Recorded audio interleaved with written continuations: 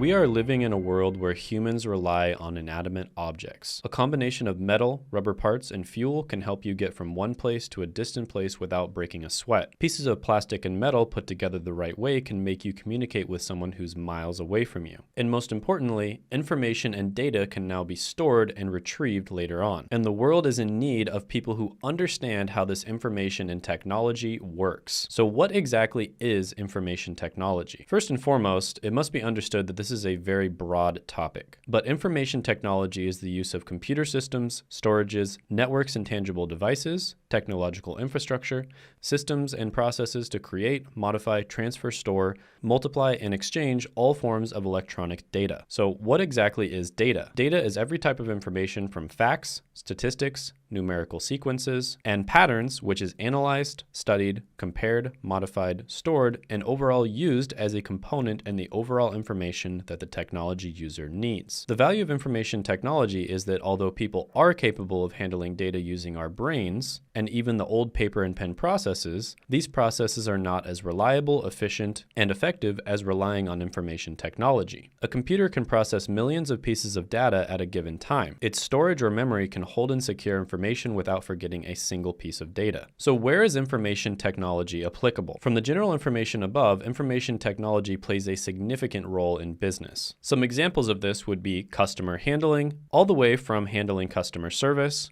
personal day-to-day communication, storing financial records, and all other human activities that deal with handling electronic data. Information technology is essential to the day-to-day operations of a business, and even more important when it comes to scaling your business to make more money. And this is why learning the skills of information technology is incredibly valuable whether you want to get a job or start your own business. Next, let's talk about hardware versus software. Before we can discuss examples of information technology, it's important that we talk about hardware and software. Hardware is tangible technology that you can actually touch when it comes to dealing with information technology. From personal computers, laptops, mobile phones, tablets, and everything else that is physical and is used for the purposes of IT. Software, on the other hand, is intangible, aka you can't touch it. So this would be things such as websites, computer programs, or systems and applications. And it's going to be broadly separated into two different groups, which is software systems and applications. Software systems are basic programs that are tasked to perform computer functions at its most basic level. An example of this would be an operating system for a phone, such as iOS or Android. Applications, on the other hand, also have a lot of examples, such as databases, email servers, transaction processing systems, process control systems,